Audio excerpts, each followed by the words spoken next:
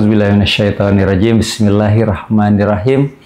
Assalamualaikum warahmatullahi wabarakatuh. Alhamdulillah, teman-teman, kita bertemu lagi. Dan kali ini saya insya Allah menyampaikan apa atau bagaimana pembagian peran dari pimpinan organisasi itu di level puncak, di middle-nya, kemudian di tataran eksekutornya. Nah, ini kan seringkali bingung ya. Saya tidak akan bahas detail-detailnya, tetapi saya akan sampaikan insya Allah garis besarnya. Jadi, seringkali kan ada istilahnya micromanagement. Jadi micromanagement itu big boss, owner, CEO itu sampai harus turun lalu memikirkan hal-hal yang detail di bawah, bahkan sampai harus mendiktekan. Nah, itu jangan sampai kemudian terjadi adegan lucu. Kalau di syuting jadi sinetron kan lucu, apalagi disiarin di TikTok. Misal nih, CEO datang terus ngeliat timnya, lagi ngerjain apa? Timnya lagi ngerjain di Excel. Itu kamu mindahinnya gitu caranya? Enggak gitu. Sini saya ajarin. Nah, terus si CEO-nya gantiin tuh. Nih ya, lihat. Nih caranya gini. Ini caranya gini. Terus Pak, anak buahnya, timnya, gimanain lagi Pak kalau begini Bu? Gimana? Oh, ini gini. Sampai selesai. Jadinya siapa yang ngerjain? Nah, jangan sampai kejadiannya malah jadi lucu. Kalau itu jadi adegan, ini jadi gagasan ide ya untuk konten kreatif. Kepemimpinan yang micromanagement itu big boss, owner, CEO, ya sampai kemudian ngerjain hal-hal yang sangat detail, sangat teknis banget. Tapi akhirnya malah dikerjain sama karyawan. Ya udah terusin aja Pak sampai selesai. Terima kasih Pak. Nah, jangan sampai seperti itu. Nah, terus gimana sih? Jadi gini teman-teman. Pimpinan, CEO atau business owner itu fokus kepada dua hal besar. Bagaimana job desk dia itu diturunkan di dua hal besar ini. Pimpinan atau CEO ini. Apa? Satu adalah dia memastikan arah. Kemudian yang kedua adalah dia membangun semangat dari seluruh anggota organisasi timnya untuk menuju kepada arah yang dia sudah tentukan. Menentukan arah. Kita ke sana ya. Strateginya kita ekspansi ya, begini ya. Strateginya kita turn around ya, seperti ini ya. Menentukan arah. Lalu dia membangun semangat keseluruhan itu untuk kemudian menuju atau dapetin tuh arah itu tercapai seperti apa. Bangun semangat. Itu siapa? Itu para pimpinan. Ya kalau sekarang ya entah itu GM lah, entah itu direktur lah, entah itu dirut lah, CEO lah, ya kira-kira itu. Nah kemudian middle management apa yang mesti dilakukan? Middle management itu kalau di perusahaan terwakilinya ya supervisor, manager, itu middle management. Apa? Dua juga middle management itu. Dua hal yang dia mesti lakukan sebagai job desk utama pemimpin di level middle. Satu adalah bagaimana dia membangun keteraturan.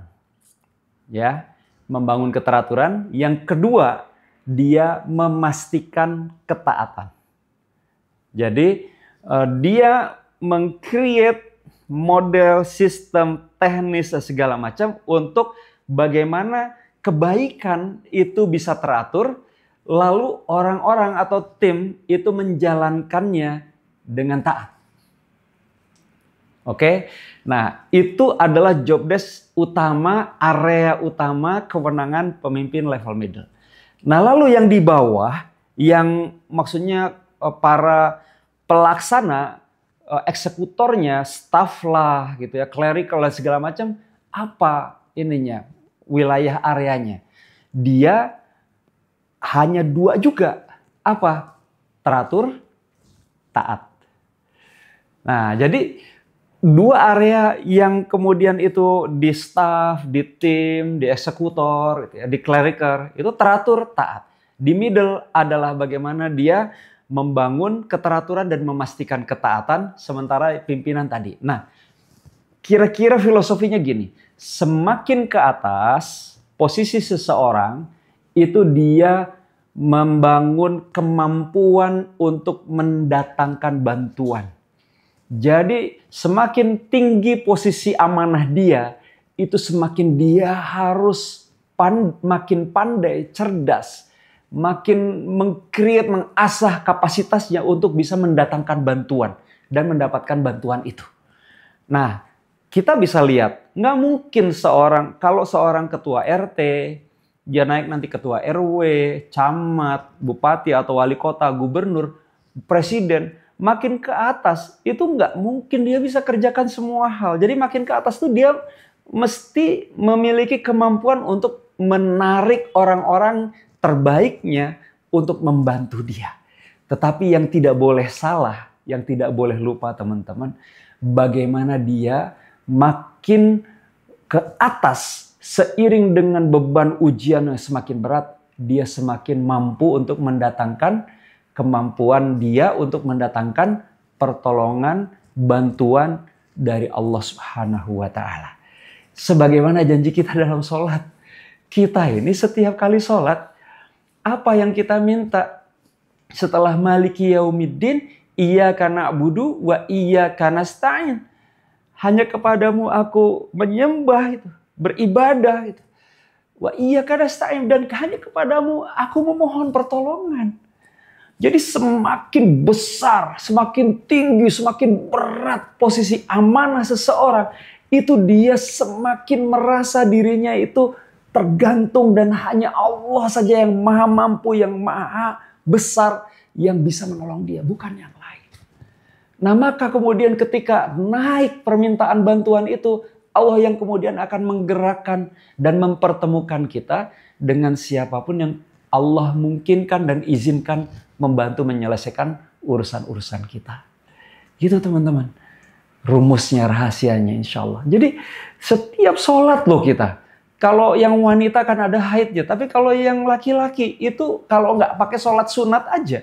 Udah minimal 17 kali minta sama Allah Subhanahu wa Ta'ala. Minta tolong. Itu udah bener banget. Cuma konteksnya apa dengan amanah kita sekarang? Hubungkan itu sebagai bagian bahwa semakin tinggi, semakin berat tantangan yang kita hadapi, urusan yang kita harus selesaikan, maka semakin hebatlah semestinya kita mengangkat atau meninggikan kemampuan kita untuk meminta pertolongan, bantuan dari Allah Subhanahu wa Ta'ala. Itu yang kemudian di organisasi kita paham konsep basicnya, sehingga tidak, kalau orang Sunda bilang pacorokokot, tidak saling gitu ya, ambil wah repot banget ini, wah dikerjain ini, pimpinan juga ngerjain ini, bawahan ikut campur ke sini dan segala macam. Enggak pusing. Clear and clean insya Allah. Dan dari situ baru didetailkan masing-masing berdasarkan dengan klasifikasi utama yang di masing-masing posisinya itu dua peran utama dari level kepemimpinan bisa kita bagikan di organisasi kita. Terima kasih. Wal afu minkum. Wassalamualaikum warahmatullahi wabarakatuh.